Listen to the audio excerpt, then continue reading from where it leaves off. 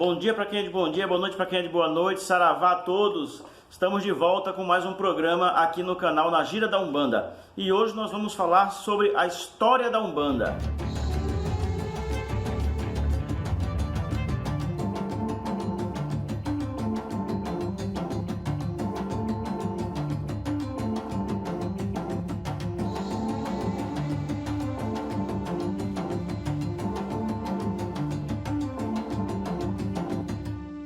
Muito bem, pessoal, estamos de volta aí com mais um programa aqui no canal Na Gira da Umbanda. E hoje nós vamos falar sobre a origem da Umbanda, como a Umbanda nasceu, como nasceu o movimento umbandista no Brasil. Mas antes de falar sobre a origem da Umbanda, gostaria de pedir a todos que nos apoiem. Se você gosta dos nossos vídeos, se inscreve no canal, dá o seu joinha, deixa o seu like, ajuda o canal a crescer cada vez mais. Aproveita e já se inscreve, tá bom, gente? Bom, com relação à Umbanda, existe uma grande discussão sobre a origem do movimento umbandista no Brasil. Algumas pessoas falam que a Umbanda sempre existiu, que sempre houve esse movimento umbandista no Brasil e que não há sentido em falar sobre um ponto de partida, uma origem para a religião. Se bem que nós concordamos em parte com essa afirmação, porque trabalhar com os espíritos dos escravos, dos pretos velhos, trabalhar com os espíritos dos índios, dos caboclos, isso já vinha acontecendo há muitos e muitos anos, muito antes de se falar num ponto de partida para a religião de Umbanda. Mas nós concordamos que esse movimento era um movimento esparso, era um movimento desorganizado. E a partir de 1908, esse movimento foi organizado, esse movimento foi unificado para que a Umbanda pudesse realmente ter uma identidade. Então nós concordamos sim com a data de 15 de novembro de 1908 como sendo o marco inicial para um movimento umbandista unificado, sólido no Brasil. Então, o que aconteceu em 1908? Um jovem que morava no Rio de Janeiro, chamado Zélio Fernandino de Moraes, que contava na época com 17 anos, estava se preparando para entrar para a Marinha, para servir a Marinha e seguir carreira dentro do militarismo.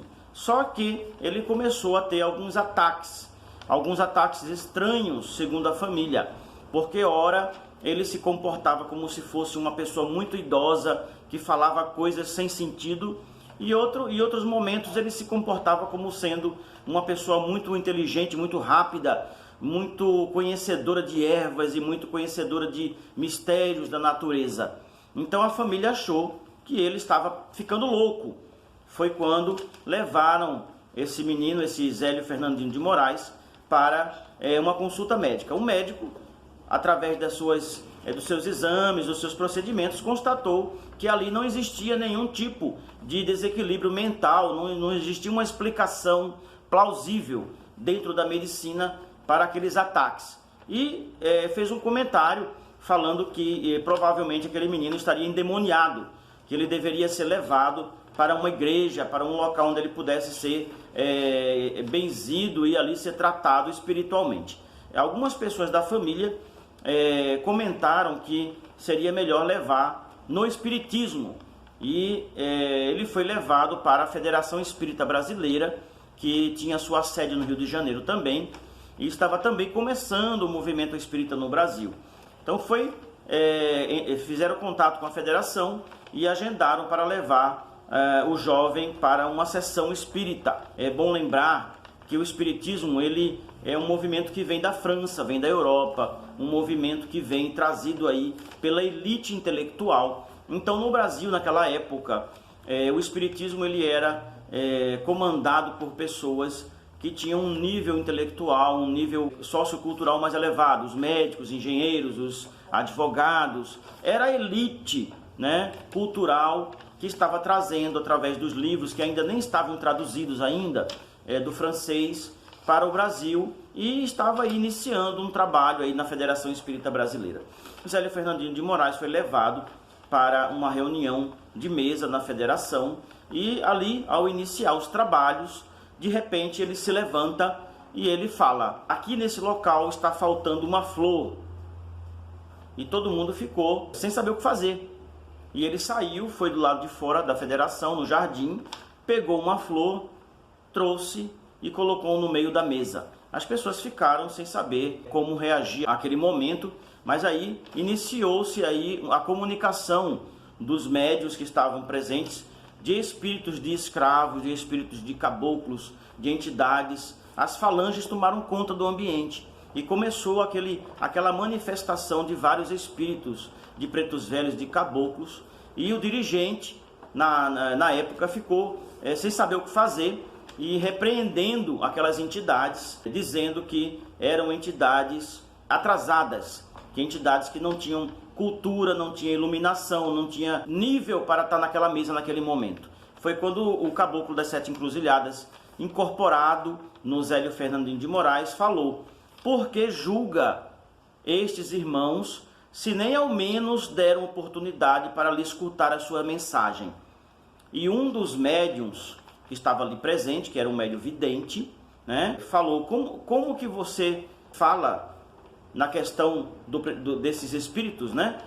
Se eu estou vendo que você está vestido com vestes sacerdotais. Então foi quando a entidade que estava com o Zélio Fernandinho de Moraes falou: na verdade, eu me chamo Gabriel Malacrida, padre martirizado em Portugal, em Lisboa, no ano de 1761, acusado de feitiçaria. Mas na minha última vida na terra, me foi dado o privilégio de viver no Brasil como um caboclo, como um índio, como um indígena. E ele falou: mas então diga seu nome verdadeiro. E ele falou: olha, se queres um nome, meu nome será o Caboclo das Sete Encruzilhadas, porque para mim não haverá caminhos fechados.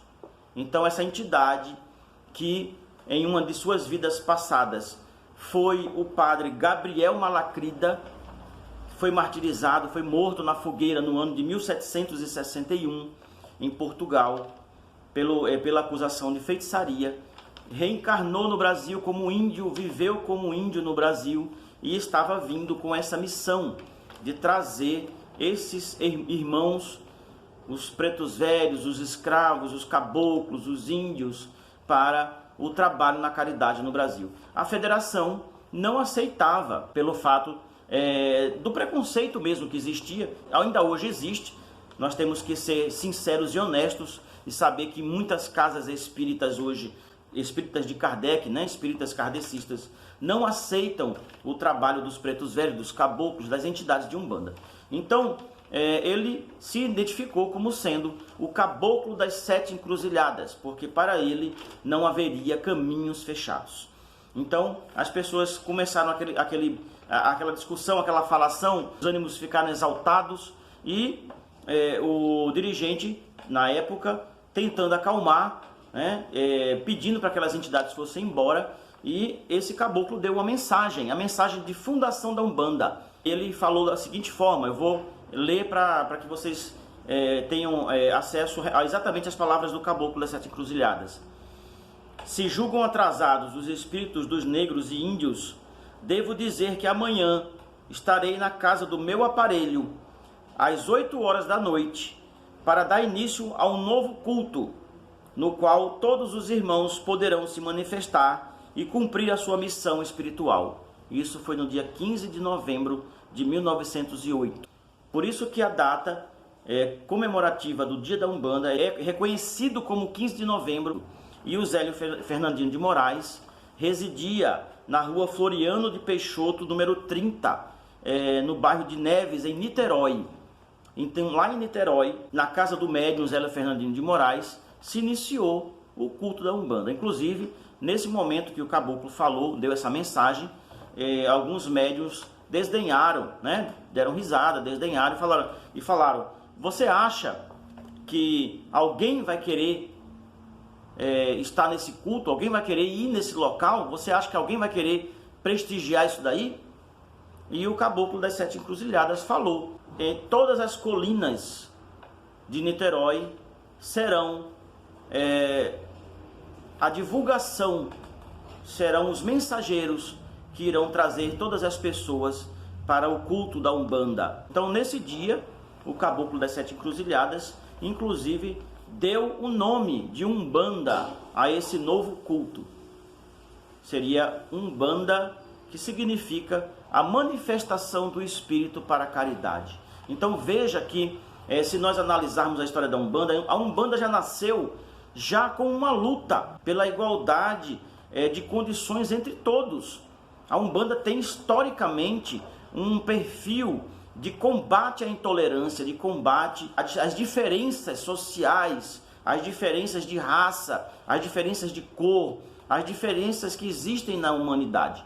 Então o caboclo veio exatamente para combater essa discriminação, dizendo que esse novo culto seria um culto onde todas as pessoas, todos os espíritos teriam oportunidade de se comunicar para trabalhar na caridade, independente da sua origem, da sua cor e de qualquer outro tipo de impedimento que naquela época e até hoje em dia mesmo existe dentro das religiões, onde as pessoas discriminam a origem das entidades. Então a Umbanda tem essa veia histórica de combate à intolerância. É por isso que a Umbanda até hoje é uma religião que agrega a todos, independente da sua origem.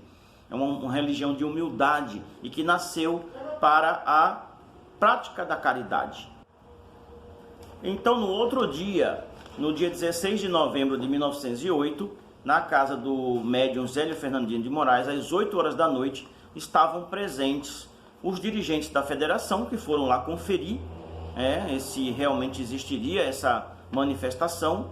E, por incrível que pareça, para surpresa de muitos, várias pessoas que vieram, porque isso passou de boca a boca, e várias pessoas vieram para também prestigiar ou pelo menos para presenciar essa situação aí que foi anunciada pelo Caboclo das Sete Encruzilhadas.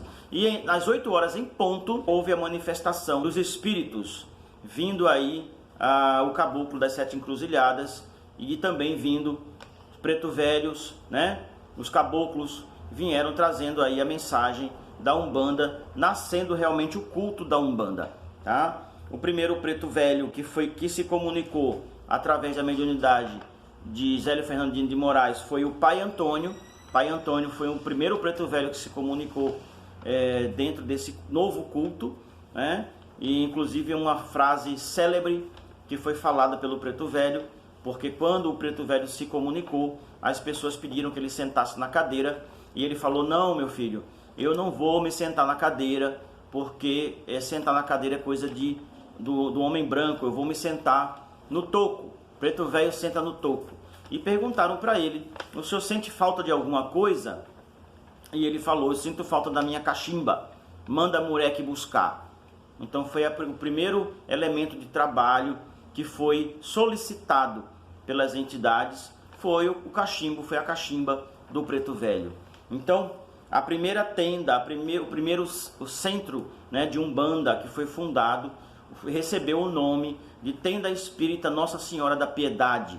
Veja bem que é um nome de uma santa católica, né, um santo católico, uma nomenclatura que trazia também espírita junto. Então muitas vezes hoje em dia as pessoas falam: porque o centro do terreiro de Umbanda coloca na sua placa na entrada Centro Espírita de Umbanda fulano de tal, e não deveria usar o termo espírita. Mas veja que na origem da Umbanda, o Caboclo das Sete Encruzilhadas determinou que o nome desse primeiro templo de Umbanda deveria ser Tenda Espírita Nossa Senhora da Piedade.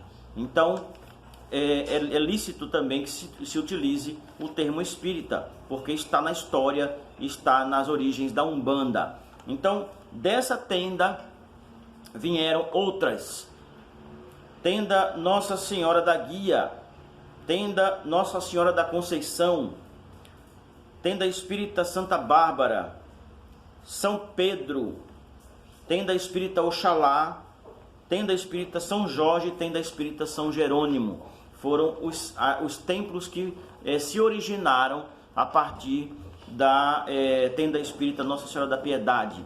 E depois desses outros templos, houve aí uma grande expansão da Umbanda. Estima-se que a partir desses centros, mais de 10 mil templos de Umbanda se originaram. e aí se espalhou pelo Brasil inteiro esse culto lindo, maravilhoso, esse culto de amor, esse culto onde as entidades têm a liberdade de trabalhar para a prática da caridade, para a assistência às pessoas que estão passando por sofrimento, desequilíbrio, que precisam de ajuda espiritual e muitas vezes até material, porque muitos centros, muitos terreiros trabalham também na assistência social, e a Umbanda está aí há 112 anos já no Brasil, evoluindo cada vez mais, crescendo cada vez mais, se consolidando cada vez mais. É uma religião que tem os seus fundamentos, que tem as suas bases de liturgia, que foram se formando, se agregando. Logo no início, a tenda Nossa Senhora da Piedade não trabalhava com atabaque, não tinha essa dinâmica que existe hoje na Umbanda. Isso foi sendo agregado aos poucos com a chegada de outros segmentos que foram contribuindo para a formação realmente da Umbanda. A Umbanda nasceu simples, a Umbanda nasceu de forma muito ligada à humildade.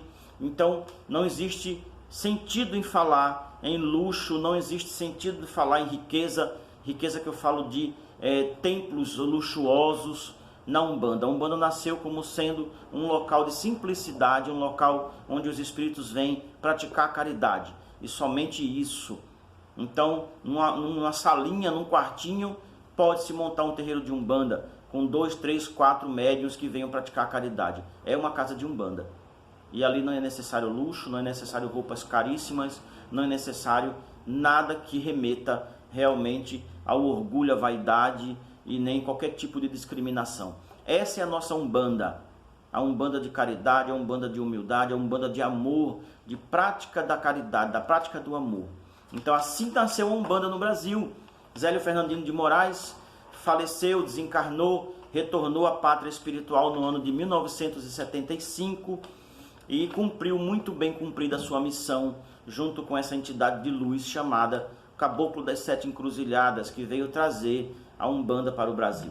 Tá bom, gente? Essa é a história da Umbanda. Gostaria de agradecer a todos que estão nos acompanhando. Um grande abraço, Deus abençoe, que a Umbanda traga muita luz na vida de todos, e em breve estaremos de volta com mais vídeos aqui no canal, na Gira da Umbanda. Um abraço, até lá!